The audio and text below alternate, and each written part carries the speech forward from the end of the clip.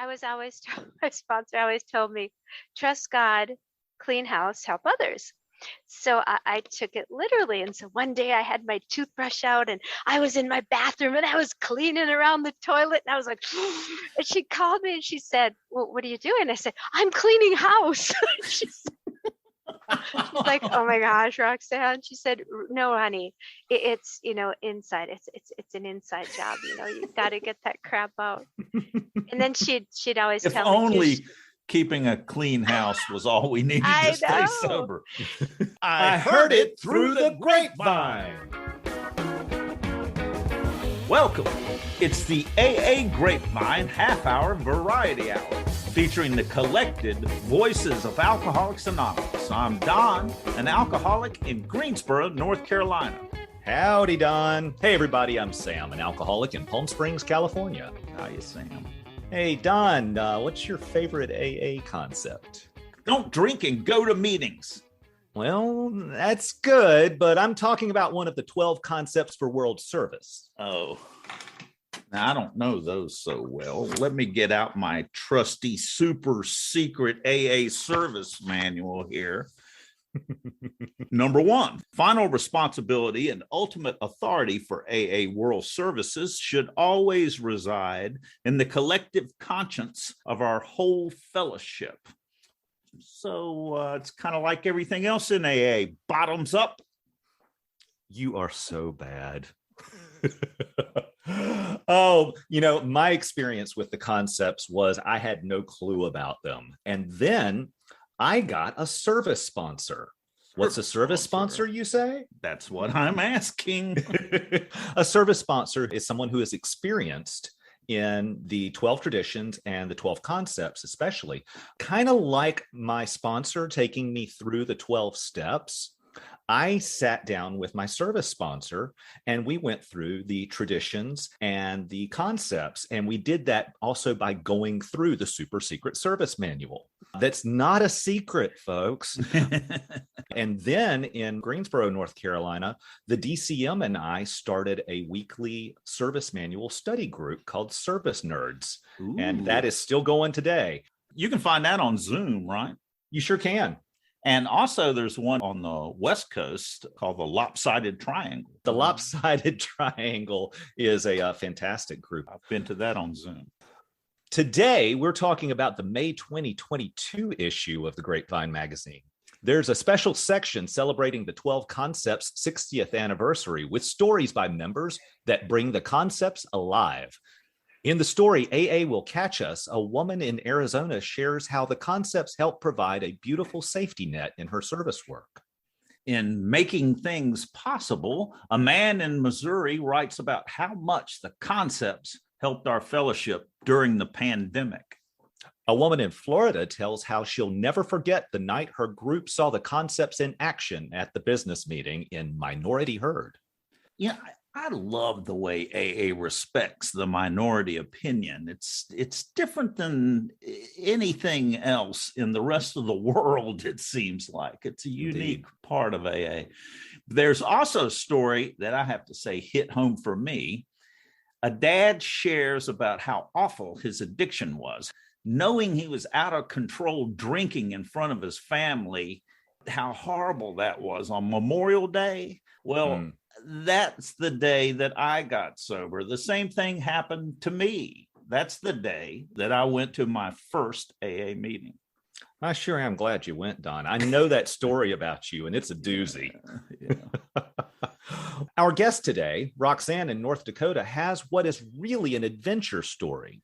Stranded, about getting stuck in a snowstorm. It's on page 30 of the May 2022 issue. No spoilers, no spoilers. I've got to say that one brought a tear to my eye. It made me grateful to be in AA. I got to admit, my eyes were definitely a little damp after reading that one. It was good. It's good. To close the show, we have recruited some clever volunteers to help with this week's hilarious, rip-roarious Wits End joke. Well, I can't wait.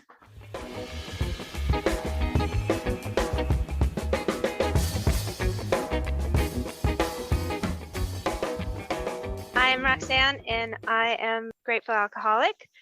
I sobered up in Minnesota, but I now live in Bismarck, North Dakota. My home group is the 6 o'clock happy hour meeting. And but for the grace of God and the Fellowship of Alcoholics Anonymous, I've been sober since October 29th of 2000. Hey, Roxanne, thank you so much for joining us. So, what happened to you on that last day that made you willing to go to AA? The short of it or the long of it? What was going on inside of you that allowed you to do something as drastic as that? Well, I knew it wasn't normal, quote normal. I know normal is a setting on a washing machine, but I know that it wasn't normal to be throwing knives at each other and That's a good point. yeah, and to be yelling, and to the point where all I wanted to do was die.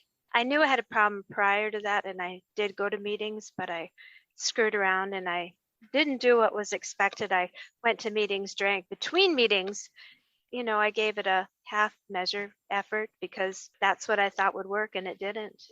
I finally got a gift, the gift of desperation, in which I knew it was do or die time. Were you unsure if you were an alcoholic when you were going to meetings at the beginning? Absolutely not. I just didn't want to admit it, because I would go to meetings and it just ticked me off because people were so happy and wonderful, and they were just, keep coming back. And I would look at them, I go, why? You guys are happy. I thought they were all full of crap. And I would come in and I would sit down and I'd look at everybody and they'd try to talk to me, and I was just ridiculous. And I wouldn't admit I was an alcoholic. I would just say, I'm Roxanne and I'm just here because I don't know why I'm here. I mean, just silly crap. If I could go back and kick my own butt, I would. But, in that moment, I relate to that so strongly because I was the same way. Yeah. I think that's the story for a lot of us coming in, is that, that fear of being in there, and then it shows up as disgust and total inapproachability. And Well, I had no idea how to meet life on life's terms. I had no idea how to function without my drink. And here these people, that's what bothered me, is that they were really happy. And I was like still full of ego and believing everything was about me. I was like, well, if they knew how bad my life was, they wouldn't be laughing. It's like, wow, everything was about me. Yeah, I didn't trust the laughter, really. It was like, what are they laughing at? One time I asked a group, how do you deal with the shame of being an alcoholic? And they all burst into laughter. I still love a story of a sponsee who came to his first in-person meeting and was walking down the stairs into the basement and heard all this laughing, and just like, this can't be the right place. Right. So what happened? Did you get a sponsor right away? Oh, of course not. That No. that would have been the right thing to do. But whenever I share my experience, strength, and hope, I tell them, I said, what I did, don't do it, because that didn't work very well for me.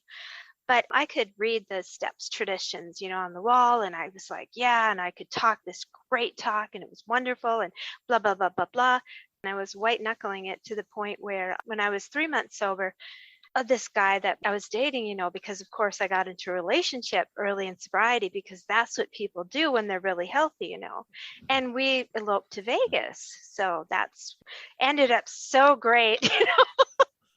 It wasn't until after we came back, he went back to using shortly after. It was not a good situation.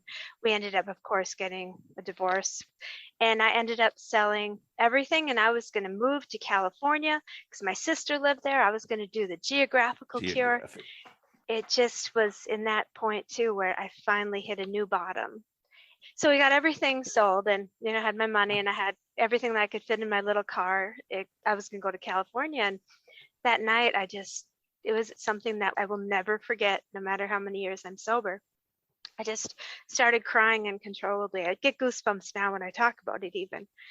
I just sat on the floor and I'm just like, God, I will do anything. I can't live like this anymore. It was unbeknownst to me, that I took a third step there because I was ready to go forward.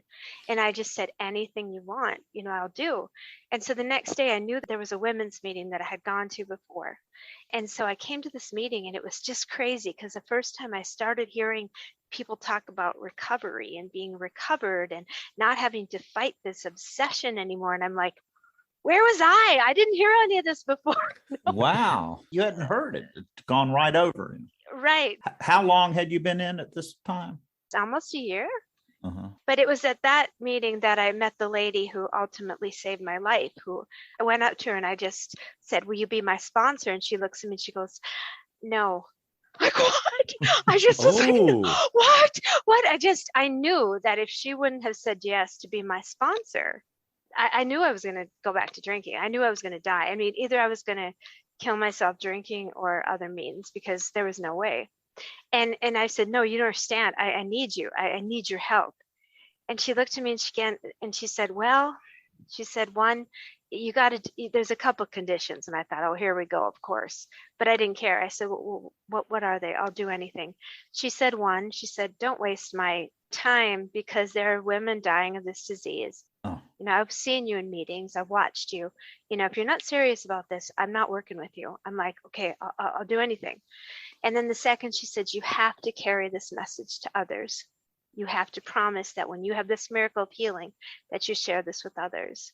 And so that's ultimately why I'm here today, you know, because I mean, it's amazing how God works. I don't believe in any coincidences. I believe they're Godcidences.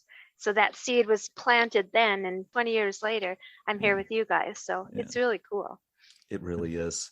So now, is that sponsor the one who gave you that special thing on the shelf behind you? Yes, I yes, yes, see yes. a nesting doll there. It's a Russian nesting doll. And when I would go to my sponsors, of course, we needed to work through the steps, but I was a little defiant. And even though I had promised I would go to any lengths, there were things that I held on inside of me. Any links, but not that. Oh, yeah. She said, you know, the steps are what we do ultimately is we get to the core. And inside of it, there's one about this big. And she explained to me that that's how we get to the root of our troubles. We get to our selfish and self-centeredness. So we have to peel away those layers. And it made more sense when I wrote up my fourth step, because I was like, okay, all of these layers, let's see, you know, she's going to help me. I don't have to do this alone. And then we established patterns, you know, and we did my fifth step, and it just was really helpful. And it's still something that I use when I sponsor women today, because it's, for me, it was such a visual. It's like, holy crap.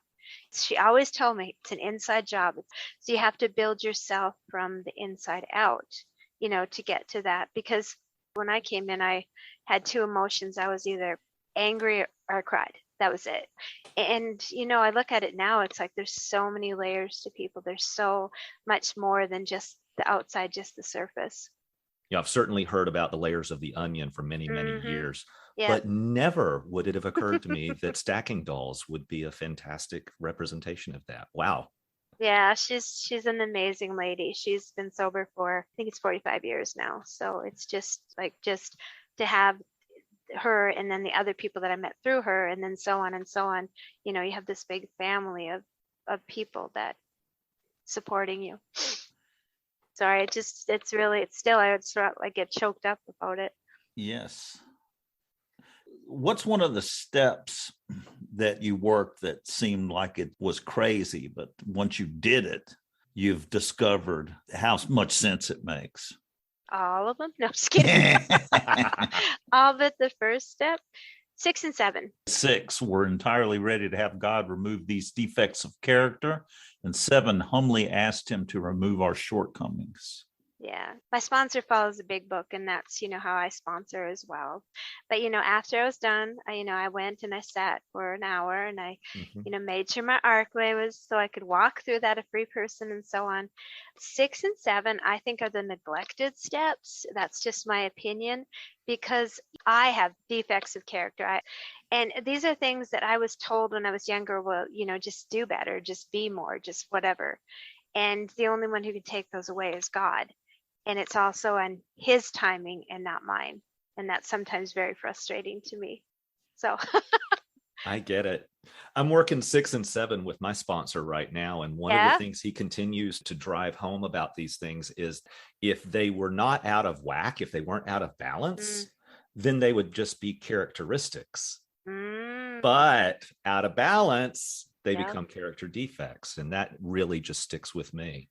That is good. Yeah, I thought that my character before I came to AA was my intentions, the good works I'm planning to do. I don't know. I was thinking your character was Droopy Dog or something like that. What character are you? Wow. I think of when, you asked me about, I guess, early sobriety. And there was another incident that I'll always remember. I was, sober for over a year. So I was thinking I was pretty cool, and I had the steps memorized and the traditions pretty well, and I could talk the talk. I was talking with a young girl after the meeting, and she was a newcomer. She maybe had 3 months or something. I was thinking I was pretty cool. And she's like, yeah, I thought the root of my troubles was alcohol and drugs. And I just said, yeah, me too. And she said, it's crazy reading the big book and finding out that it's not. And I'm thinking to myself, well, what is it then? I have no idea. And then so I was listening, pretending I knew stuff. And she said, yeah, my sponsor is working with me. She said, it's selfish, it's self-centeredness. I'm like, oh yeah, I totally knew that. But even at that time, I think back to how, I had such an ego. I had no clue about anything. And I'm still amazed today, when I take women through the steps and that light bulb moment comes on, whatever it may be. And they're just like, oh my gosh, I totally get this. I can do this. Hey folks, just a reminder that we'd love for you to call in with your Ask the Old Timer questions and recovery-related jokes. That number is 212-870-3418. That's 212-870-3418. Also, if you use hashtag Heard in a Meeting on social media, we may wind up reading your post on the show, anonymously, of course. You can always write us at podcast@aagrapevine.org with comments, suggestions, and such. All this and more is also available at aagrapevine.org/podcast.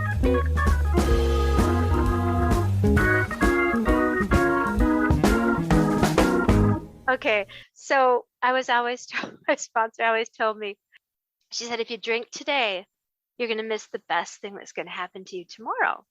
And I'm thinking, what does that mean? I mean, I'm what's going to happen? I figured I'd get a check, or that somebody would drive up with a new motorcycle, or, something awesome.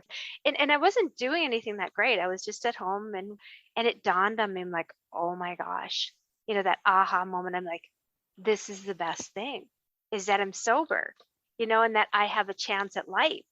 And the crazy part is try to explain that to somebody else when you had that moment, of clarity. And because people ask me, you mean you're not going to drink for the rest of your life?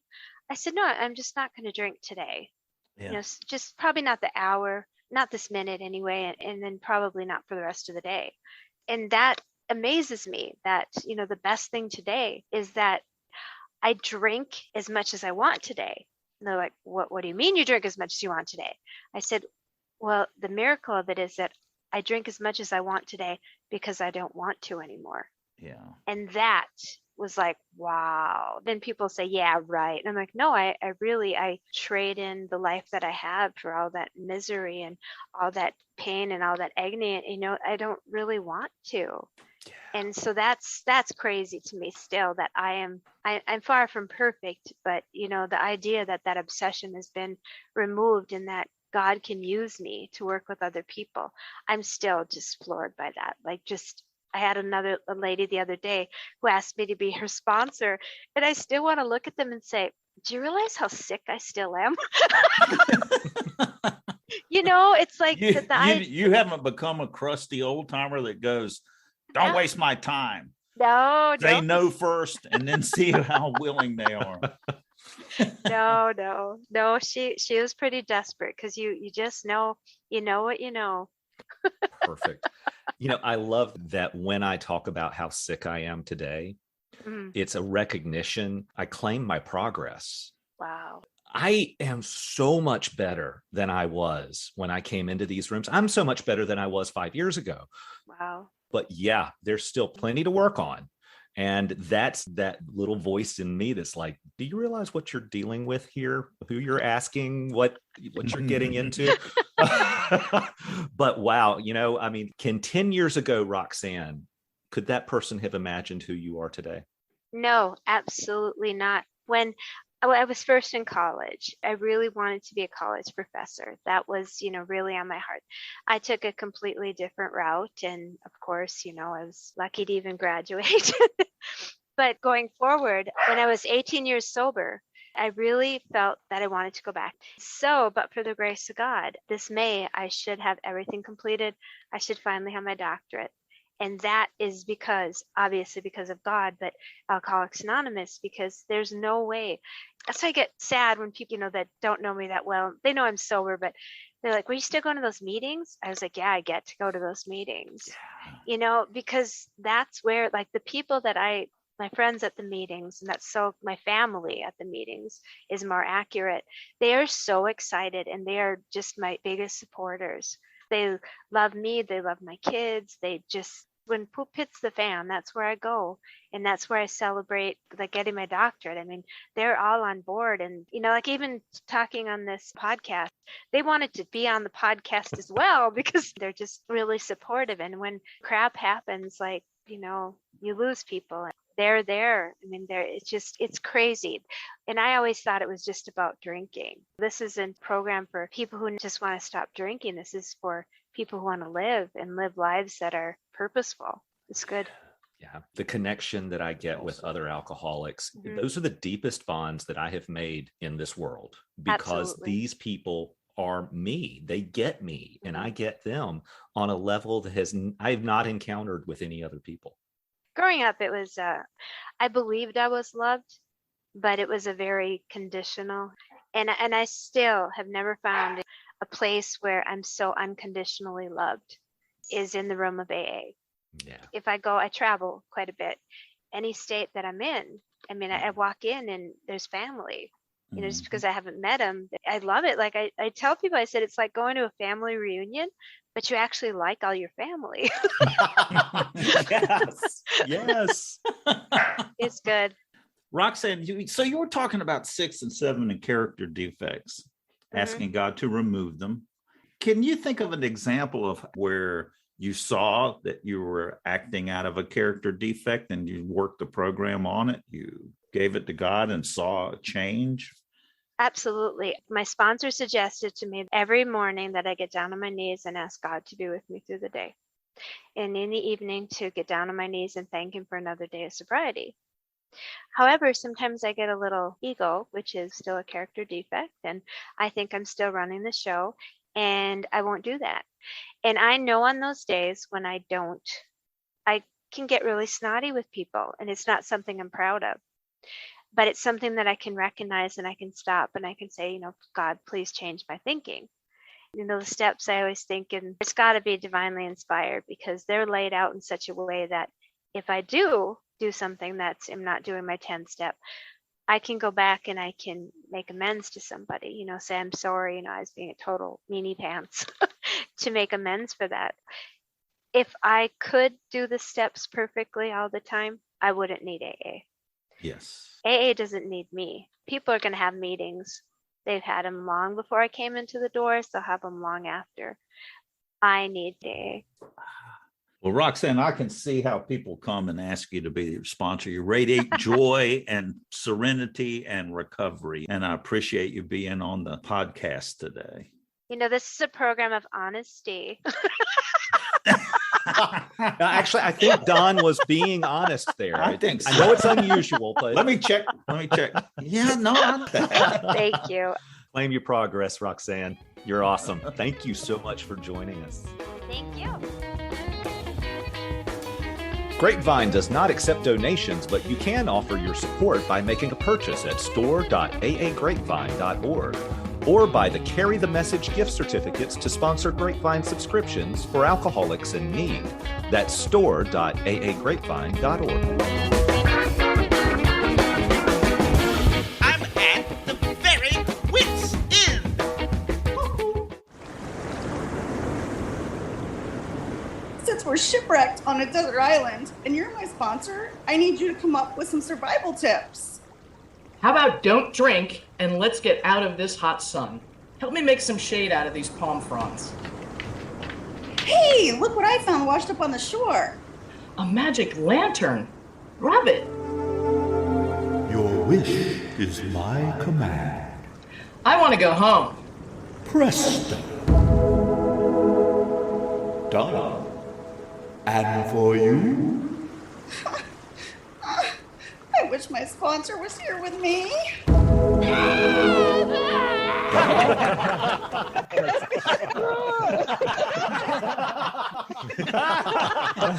It's really not that funny. Thanks for joining us. The AA Grapevine Half-Hour Variety Hour is posted every Monday and is produced by AA Grapevine, Inc. We don't speak for AA as a whole. We share the experience, strength, and hope of members to help others recover from alcoholism. Podcast info, including how to call in, is at aagrapevine.org/podcast. Find AA Grapevine on Instagram and the AA Grapevine channel on YouTube. All things Grapevine are available at aagrapevine.org. If you want to know more about AA, Google Alcoholics Anonymous and your city or visit aa.org.